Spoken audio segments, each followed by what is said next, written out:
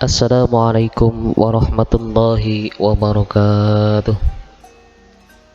Bismillahirrahmanirrahim. 4. Bahagia dan duka. Pasangan muda ini sungguh menyejukkan siapapun yang melihatnya. Seorang perempuan cantik terbungkus etika bangsawan bersanding dengan pria nan rupawan.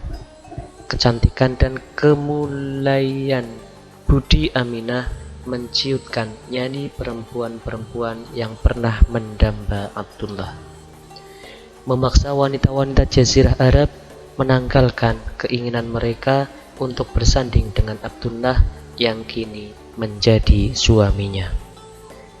Akad nikah Abdullah membuyarkan impian setiap pria yang hendak memetik bunga desa Bani Syahroh ini. Menutup kesempatan semua orang yang hendak mengintip keanggunan Aminah mendidik putra-putrinya. Sungguh, keduanya menciptakan sebuah pemandangan terelok yang pernah ada di kalangan kaum Quraisy, membuat iri setiap orang tua yang belum juga mendapatkan menantu bagi putra-putrinya.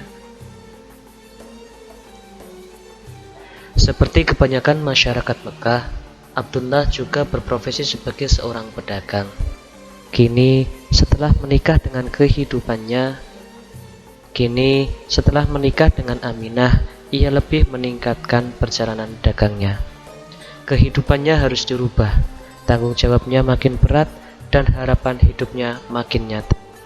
Keberadaan Aminah di sisinya menambah semangat untuk mempertahankan hidupnya. Untuk itulah, tak lama setelah menikah, Abdullah mohon izin untuk pergi berdagang ke Syria dan Palestina. Inilah perjalanan dagang pertama Abdullah untuk mengais rezeki setelah menikah dengan Aminah.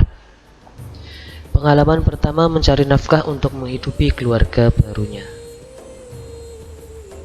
Beberapa waktu setelah keberangkatan suaminya, Aminah yang sedang tidur merasa seolah didatangi seorang lelaki tak dikenal. Sosok yang sama sekali belum pernah ia lihat. Laki-laki dalam mimpinya itu tiba-tiba menegurnya. "Apakah engkau merasa tengah mengandung?" tanya laki-laki itu. Aminah waktu itu belum merasakan adanya perubahan dalam tubuhnya. Perutnya masih seperti biasa, berat badannya juga tak bertambah. Satu hal yang ia rasa aneh, haidnya berjalan tidak normal. Semua itu belum diyakininya sebagai tanda-tanda kehamilan. Maka dengan cepat Aminah menjawab bahwa dirinya belum mengandung. Namun jawabannya langsung ditepis oleh pria itu.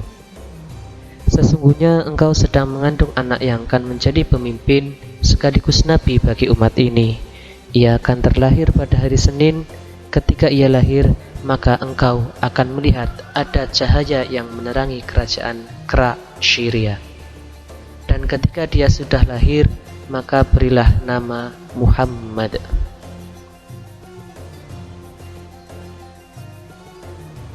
Kabar ini mengagetkan Aminah juga membuatnya terharu. Tak terbayangkan olehnya kalau sebentar lagi ia akan dipanggil ibu. Kehambaan rumahnya akan segera mencair dengan tangis bibir mungil si buah hati. Kedua telinganya harus segera disiapkannya untuk mendengar celotehan-celotehan lugu dari anak pertamanya. Tentu, Aminah harus segera memberitahu suaminya bahwa setiap pulang kerja ia akan segera disambut tangan mungil buah kasih sayang mereka berdua. Mungkin yang sangat ingin dilihat Aminah adalah ekspresi wajah suaminya ketika ia mengabarkan itu semua.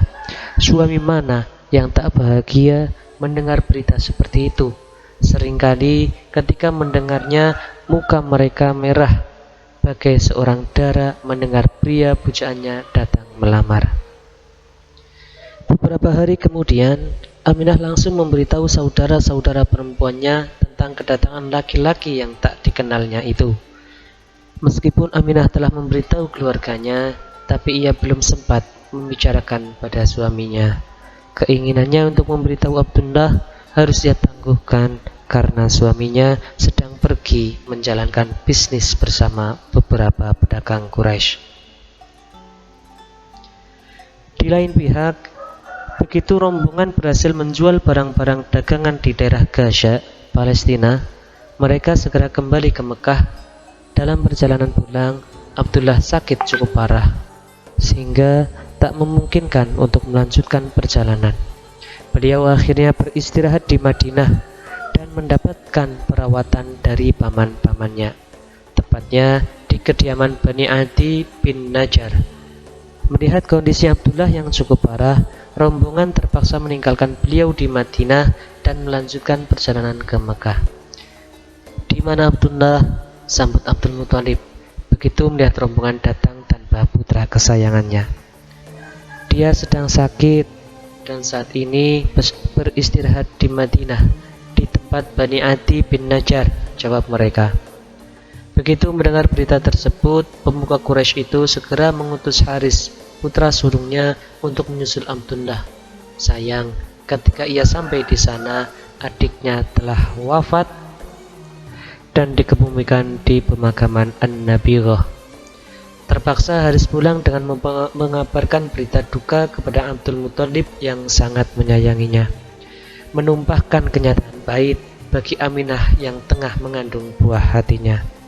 Menyayat batin Aminah yang belum sempat memberitahu akan kehamilannya pada suaminya yang kini pergi untuk selamanya.